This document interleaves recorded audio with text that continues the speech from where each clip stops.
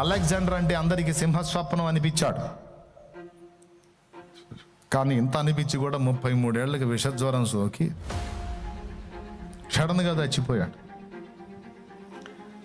భారతదేశం వచ్చి వెళ్ళేటప్పుడే ఆ గది పట్టాడు అంటారు సహజంగా.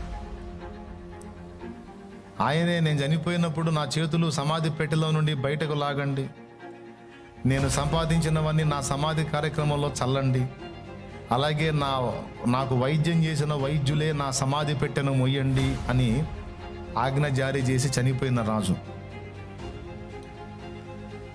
ఎందుకంటే ఖాళీ చేతులు బయటికి లాగమని ఎందుకన్నాడంటే, ఒరే ఈ లోకంలోనికి ఖాళీ చేతులతో వచ్చాను, లోకమంతా కొప్పేసుకోవాలనుకున్నాను, ఇదిగో సచ్చి ఖాళీ చేతులతోనే పోతున్నాను, నేనేం తీసుకోలేదురా ఇచ్చోళ్ళారా, ఏనాటికైనా మీకు కూడా చావు తప్పదరా, తెచ్చేటప్పుడు ఏమి తేలేదు, వచ్చేటప్పుడు ఏమి తేలేదు, సచ్చినాడు ఏమి తీసుకొని పోయేది లేదురా, నువ్వు ఏది ఆధారం అనుకున్నావు అది నీ వెంట రాదురా, నువ్వు ఎవరు దిక్కు అనుకున్నావో ఆ వైద్యులు కూడా నిన్ను కాపాడలేరురా, నువ్వు ఏది ఆధారం అనుకున్నావు ఆ డబ్బు కూడా నిన్ను బతికించలేదురా, ఇదిగో సాక్ష్యం చూడమని ఈ 3 పాఠాలు నేర్పినందున